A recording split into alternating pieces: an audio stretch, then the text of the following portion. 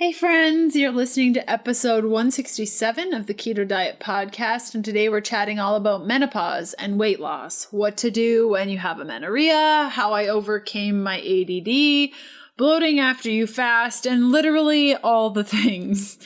I love these Ask Leanne episodes, and it's been a while since we did one. I love all your guys' questions that you've been submitting over at healthfulpursuit.com/contact. Keep submitting them. I will get to them. And it's just so great that we can have a little bit of time for me to answer your questions in this sort of setting. And it's just really fun and I really enjoy doing it. So I hope you really enjoy listening to it. If you want to catch up on previous podcast episodes or grab any of the links and resources I share in today's episode, you can head on over to ketodietpodcast.com. Just look for episode 167 on that page and you'll get all of the awesome things. Okay, a couple of great announcements and cool things for y'all. If you haven't already heard, when you share a selfie of yourself with my newest book, Keto for Women, and use the hashtag Keto for Women, I'm donating 25 cents to upwithwomen.org with every share up to a max of $1,000. Now, Up With Women is dedicated to helping recently homeless and at-risk women to rebuild their lives. The cycle of homelessness and poverty can be extraordinarily difficult to escape. Up With Women gives the skills and opportunities to break the cycle. This sort of work means a lot to me. Not a lot of people know my past. I have shared it on shows and interviews before, but when I was experiencing an eating disorder, which started at a very young age, I think it was around 9 when behaviors started developing. Looking back, I know how challenging it was for my parents. They worked very, very hard to make sure that we had food on the table and we had clothes on our backs, and it was not easy for them whatsoever. And I understood that money was very tight. Even as a child, I remember money being very tight. And so for them, it wasn't like they could take time off to take care of us. We were really left to our own devices of really taking care of ourselves. And when I was 16, I think my parents had gotten to a point of like, you need to figure this out and you need to accept help from us or you need to get out of the house. And my mom took me to a halfway house for teenagers, which scared the life out of me. Like, no way was I going to live in that place. So I decided to move out. And in hindsight, well, I don't regret the decision. Had I stayed at home or gone to the halfway house or done whatever, I probably wouldn't be the person I am today. But I did struggle for a couple of years. I realized quite quickly that you can't get many places without a high school education. So I went back to school. I completed my final 2 years of high school, more self-directed. I finished it in less than a year. I graduated. I then studied nutrition and got into this work and got some really good jobs and some great mentors. And it worked out for me. And I was blessed to have the right people in my life at the right time and meeting people. And just, it all kind of came together with grace. But that's not everyone's experience. And when I had this idea of doing this social integration thing where people could share the book, use a hashtag, we could donate a bunch of money to an organization, I chose Up With Women for many, many reasons, including asking you guys what you wanted in an organization to donate to. And it just means a lot to me. And I know the women that will be helping with these donations to give them the tools that they need and the skills that they desire to really change their life. And thankfully for me, where I was at in that moment, I was really young. I made not so great decisions, but I have a lot of privilege and I had a lot of privilege in that experience. And sometimes that's not the case for a lot of the women that experience much worse things than I have experienced. And I think it's just really important that if we can support each other in this way, and not only, like, if you don't care about this part, not only when you share hashtag Keto for Women with your social shares, we'll donate money, but you're also entered to win a $1,000 Amazon gift card. So yeah, I mean, you benefit, they benefit, we all benefit, and yay, women. And Last little announcement is that I recently went on a virtual book tour. I did a bunch of readings and things. It was a real blast. If you want to watch those videos and learn from me where I answer questions and we had a really good time, I've included the link in today's show notes, which you can grab at ketodietpodcast.com. Look for episode 167 and you'll be watching all the videos in no time. Okay, let's do this thing. Welcome to the Keto Diet Podcast, the show all about keto for women so you can burn fat, balance your hormones, and heal your body. Starting and maintaining keto can be challenging without the right support. So just for listening to the podcast, I want to give you 20% off the Keto Beginning with the coupon code KETO PODCAST. That's all one word. This 30-day program gives you a clear step-by-step how-to so you can quickly adapt to a ketogenic diet, avoid common struggles, and get the results you crave. Go to healthfulpursuit.com/begin to get your Keto Beginning discount today. If you're new around these parts, I'm Leanne Vogel. You may know me as the international bestselling author of The Keto Diet, founder of HappyKetoBody.com, or maybe you know me as the nutritionist that likes dipping pork rinds in avocado oil mayo. I'm so glad you're here with me today. Thanks so much for listening.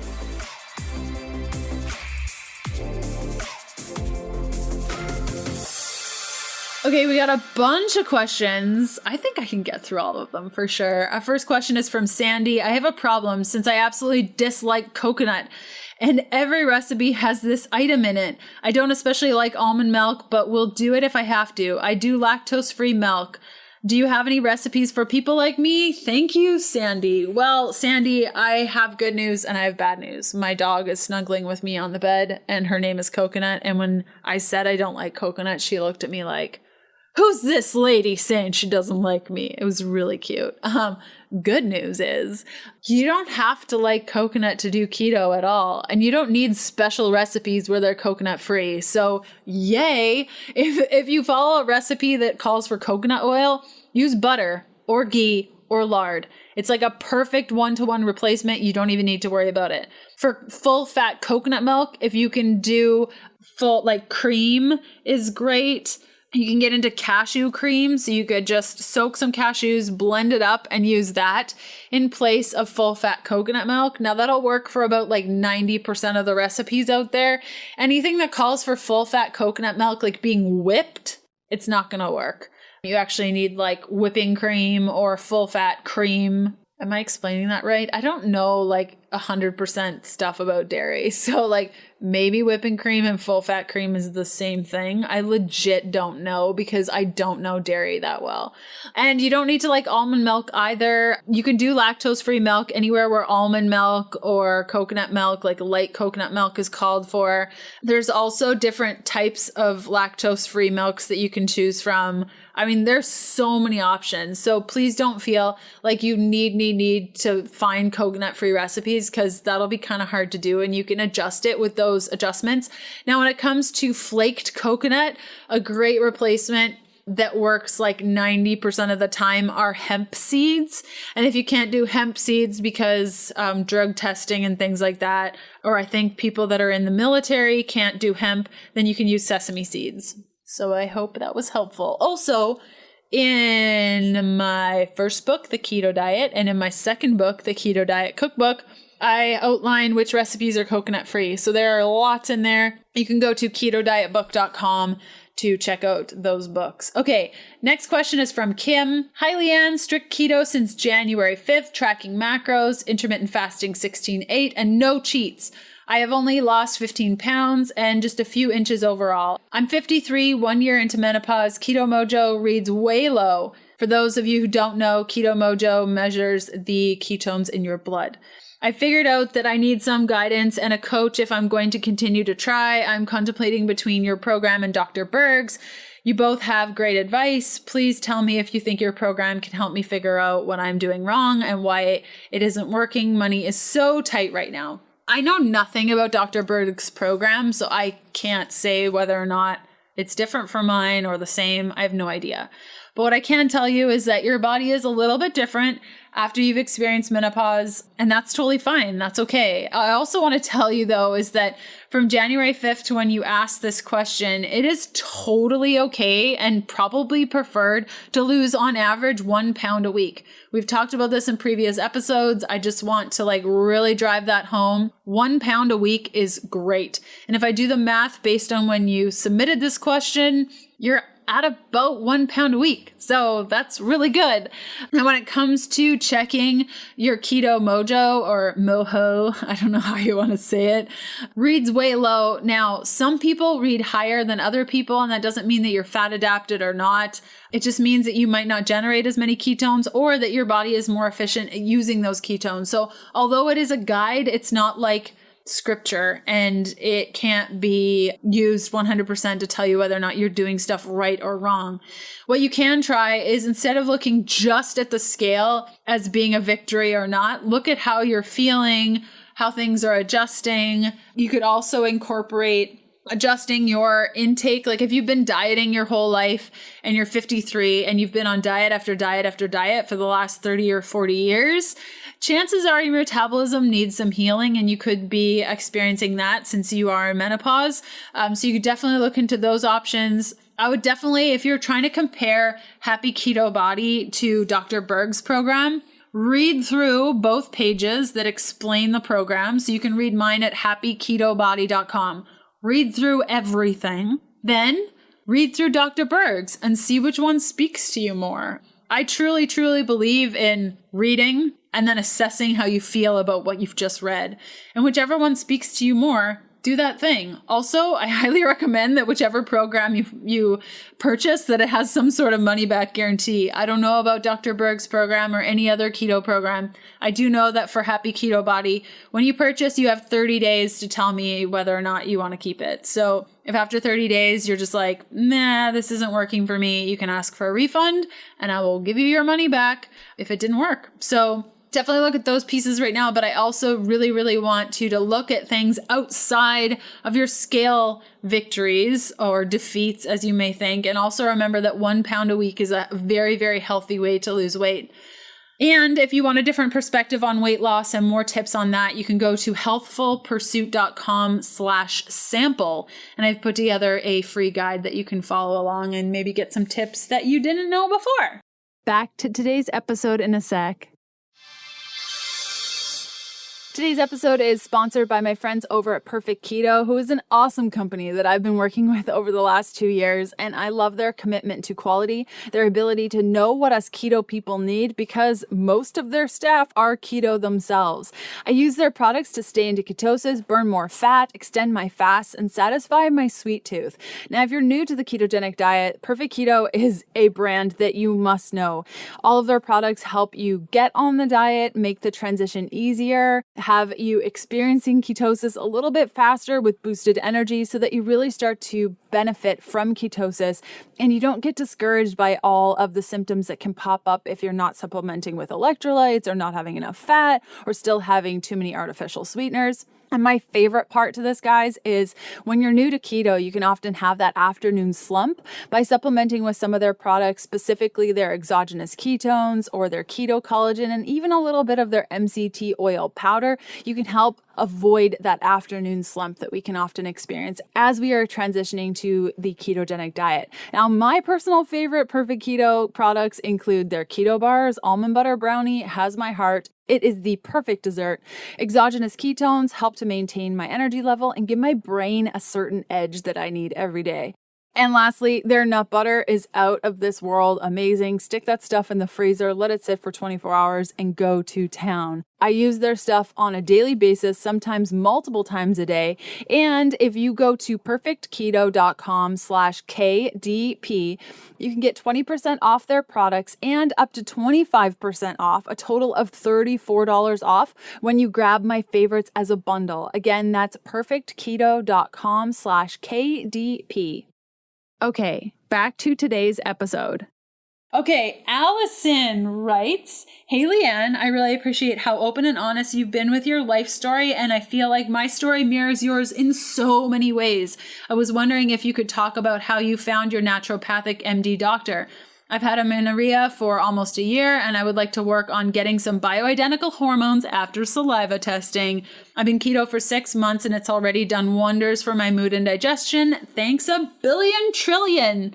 I will add gazillion to that because it's one of my favorite words. Allison, so great that you're starting to feel better and your mood is awesome. You know, your digestion is doing better. These are all great things. The way I found my doctor was that I went through a lot of bad doctors until I found one that was awesome. I highly recommend naturopathic doctors, but like, there are a bunch of great naturopathic doctors and there are a bunch of like not so awesome ones, at least for my protocol and kind of what I follow. And I called a lot of doctors to try to find the one that I am now with. A great thing you can do is just ask them how many supplements you can expect to go on. And if they're just not really willing to talk to you about that, it's just not something that I don't want to waste my time going to a doctor's office and then be told to go on 5 million different supplements. And that was my experience over and over and over again with these naturopathic doctors. They were like, take this supplement and this supplement and this supplement. And in reality, it was like 5 that I truly needed. I really like a naturopathic doctor that has a team of people around them. So a really great example of this is Spectra Wellness Solutions. They're in Tampa. I would highly recommend that even if you vacation to Tampa twice a year, it's worth booking an appointment with Dr. Lisa Coates. She's one of my dear friends.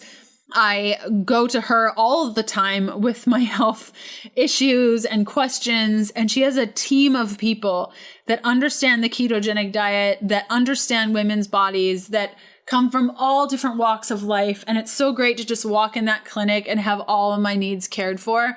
So look for stuff like that. I'll look for a team of people, a doctor that's going to recommend only the supplements you need, that has experience with bioidentical hormones. That's another big one. You can even ask them, who is your recommended compounding pharmacy? And if they say, don't bother. It's not worth your time. If they don't know what a compounding pharmacy is, then it's probably not something that you want to entertain. So those are some ideas based on my own experience. And I'm sure there are other things, but that's just what I've experienced in finding a doctor that works well for me. Okay, next question is from Michelle. I know you are not a doctor. Wouldn't that be great, Michelle? Seriously, if I had if I could just clone myself and one of us could like go to Harvard for a bazillion years and then walk out a doctor, I would totally do it. But I have so many things to do in my life and I really don't want to go back to school. So I know you're not a doctor, but I still trust your input in matters of health because of what you have shared. I'm 62, 5'3", 225 pounds, and I follow keto like 90% of the time. Not crazy about sweets. I'm allergic to gluten and stay away from bread, soy, and sweets, that 90%. Still, I cannot lose weight. And here is where my thyroid comes in, hypothyroidism. I've heard about collagen, but don't know which one to buy. So many brands. Any recommendations? Collagen Foods. Thank you. Okay, first off, collagen is really great, but I don't think it's going to be like super substantial to your thyroid health. It's an awesome supplement, and if you're struggling with eating enough protein, I highly recommend it. My favorite brand is like any brand that's inexpensive. I do Great Lakes, I do Equip Foods. I literally do whatever I can find when it comes to collagen. I really don't notice a difference in quality personally, so I just eat whatever I can find, really. Now, when it comes to thyroid help, you really want to find a doctor that can test your thyroid, specifically your free T3 and your TSH. If you can just get those 2 tests, it's really helpful. I just found out about a company called Thyrovans. At the time of this recording, you're able to order bioidentical thyroid supplements on the internet. Now, I am only sharing this with you because there are a lot of people that know their thyroid is messed up. They're working with a doctor, but the doctor wants to give them a prescription to something that they don't respond well to, or in the case in Canada, a lot of our desiccated thyroid is always out of stock. So Thyrovans, I haven't tried them before. I just ordered my first pack, so I'll let you guys know what I think if I like it. But here are a couple of tips. I'm just picking up my book, Keto for Women. I'm on page 370. There's so much on thyroid in this book. It kind of starts at page 359 and goes forward. So on page 370, I just talk about diet adjustments, and there are a bunch of small adjustments that you can make to your eating style that'll have a great impact on your thyroid. One of the biggest ones is being conscious of goitrogens. So I'm going to list off some goitrogenic foods maybe to reduce if you're worried about your thyroid. So this includes things like bamboo shoots, bok choy, broccoli, Brussels sprouts, cabbage, cassava, cauliflower, collard greens, edamame, kale, lima beans, mustard greens, peaches, peanuts, pears, pine nuts, rutabagas, soy milk, spinach, strawberries, sweet potato, tempeh, tofu, and turnips. Now, this isn't to say that you have to remove it completely. Just make sure with a lot of this stuff that it is cooked or heated fully. Ultra healing foods for the thyroid is going to include things like beets, cranberries, parsnips, raisins, squash of all kinds, strawberries, almonds, avocados, Brazil nut, ghee, pecans, pumpkin seeds, tahini, walnuts, bell peppers, collards, daikon, fennel, fermented vegetables, Jerusalem artichokes, mushrooms, sea vegetables, including kelp noodles. Then you have beef, crab, eggs, lobster, organ meats, oysters, salmon, sardines, ground sage, thyme, fresh ginger, fresh rosemary. I mean, the list goes on. Basically, just get my book, Keto for Women. It's often on sale on Amazon. Just go to ketoforwomen.com for more details, or just search Keto for Women on Amazon and pick up a copy. There's so much thyroid information on here. I think you could benefit from it, but that'll give you a good start. And I hope that was helpful. Back to today's episode in a sec. I've been a Fabletics VIP since September 2018 and just saved oodles of money on a pair of Pamela shorts, a Hudson seamless bralette, and my new favorite running around town pants, my Kerrigan joggers. If you haven't heard of Fabletics yet, let me give you the Coles Notes version. It's a website with a lot of workout wear for physical activities from the gym and beyond, and the prices are super fair, meaning if what's stopping you from getting out and moving your body is a fresh set of leggings, you can get the leggings and get out there. Fabletics is offering listeners of the podcast an incredible deal you won't want to miss. Get 2 leggings for only $24. This is a $99 value when you sign up as a VIP. Just go to fabletics.com/keto to take advantage of this deal now. You'll also receive free shipping on orders over $49, and international shipping is available too. Again, that's fabletics.com/keto. Unsure of the link? Simply check out today's show notes for all the details. Okay, back to today's episode. Next question is from Kate. Hey, Leanne, I know you mentioned both the keto diet and the keto diet cookbook, that you were able to overcome your ADD symptoms using keto and were even able to stop taking your medications. Whoop, whoop. I suffer from ADD too, and I have taken medicine for about 10 years, and I would love to be able to ditch them someday. Please help. I'd really love to hear more about your experience, and also was wondering if you knew of any other good resources on the topic of keto and ADD. Future podcast episode, wink, wink. Really awesome idea about talking about ADD on the podcast. Hey, we're talking about it right now. So I was diagnosed with ADD when I was, like 12 or something. And I've been on a mixture of Adderall, Ritalin, Dexedrine. Those were kind of like my 3 weapons of choice. So when I went keto, after about 30 days, I chatted with my doctor about the potential of going off my medication, and he was all for it. So we lowered the dosage over time and lowered it. And then I'd go in after a month and talk with him. And we were like, okay, let's lower it. And then I went in after a month and talked with him until I was able to go off of it. And I think that process was like 3 or 5 months or so. I don't totally remember.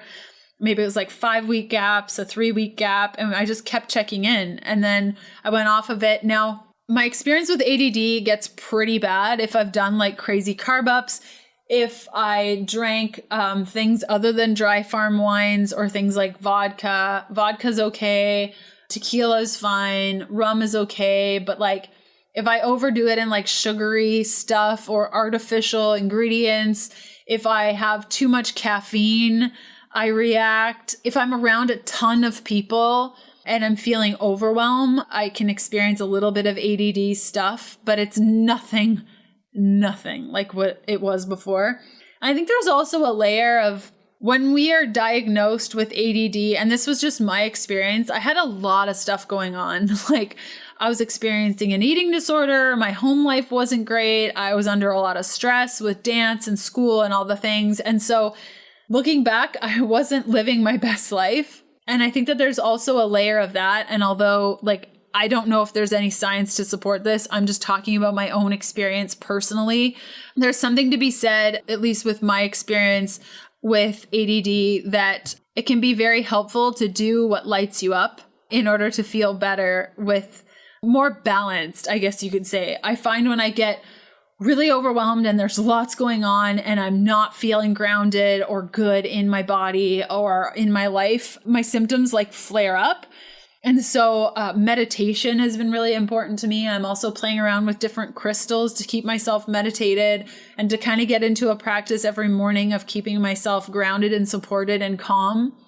So those are a couple of ideas, but I would highly, highly, highly recommend for anyone listening, if you're thinking about going off any medication, you need to talk to your healthcare provider. Please do not go off your medication without talking to a professional. Okay? Promise? You promise? Another thing you could look into, I just had a thought on this, is check what foods you're sensitive to. My husband, Kevin, he is severely sensitive to artificial colors and flavors. And when he eats this stuff, he gets like crazy. Like just his mind's going in various directions. He has a really hard time focusing. And then for me, that could be things like eating too many nuts, eating a lot of chocolate. Like I said, caffeine is really bothersome to me. Certain fats help more than others. So I find for me, if I'm getting too low in my saturated fats, I start to feel a little bit more. So definitely work with your doctor, see what you can do. And I hope that sharing all of that was helpful for you. Okay, next and final question. Oh my goodness, this is so fun. I hope you're having a blast too. And if you're not, I'm sorry. Xenia, I hope I'm saying your name right. Hi, Leanne. I've noticed that after I break my 16-hour fast with something like 4 eggs, I feel bloated. What's the reason? What can I do to combat this? Okay, a couple of thoughts. What are you cooking the eggs in? Maybe switch it up. See how it changes. Maybe 4 eggs isn't the best way. You could also have a sensitivity to eggs. So you might want to switch it up, like try with a different cooking oil, see how that works. Maybe try cooking something other than eggs. Maybe try bacon instead, or try some, celery sticks with some seed butter and a fatty coffee or something. Like just switch it up and see what happens. It could also be too much food. And I know that sounds like crazy because like 4 eggs isn't a lot of food, but if you cook that in fat, it can just be a lot. And it can also depend on how the eggs are cooked, the quality of the eggs. If they're cooked all the way through, you might not experience as much bloat as if they're soft. What do you call it? Over easy?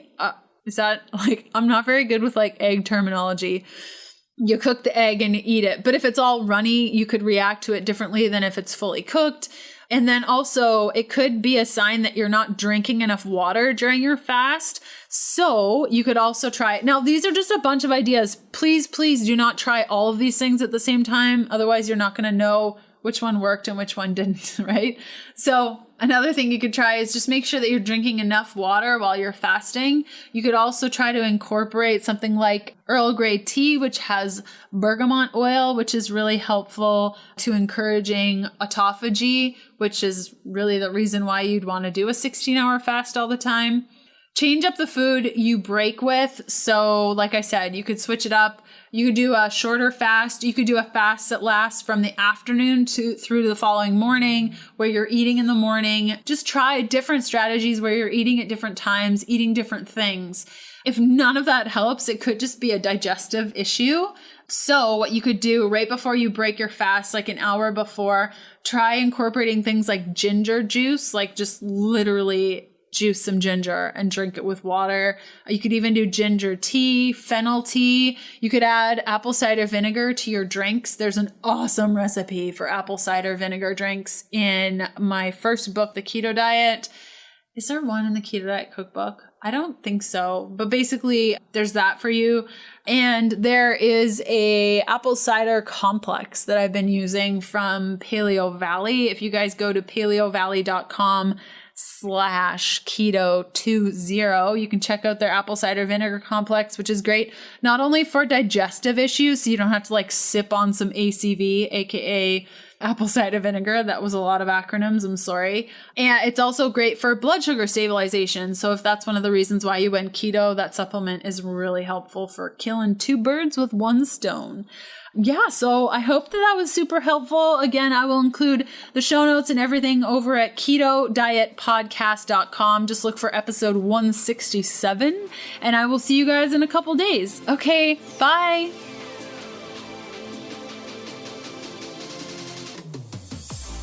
Thanks for listening to the Keto Diet Podcast. Join us again in a couple of days to discover more keto for women secrets for your fat-fueled life. The Keto Diet Podcast, including show notes and links, provides information in respect to healthy living, recipes, nutrition, and diet, and is intended for informational purposes only. The information provided is not a substitute for medical advice, diagnosis, or treatment, nor is it to be construed as such. We cannot guarantee that the information provided on the Keto Diet Podcast reflects the most up-to-date medical research. Information is provided without any representations or warranties of any kind. Please consult a qualified physician for medical advice and always seek the advice of a qualified healthcare provider with any questions you may have regarding your health and nutrition program.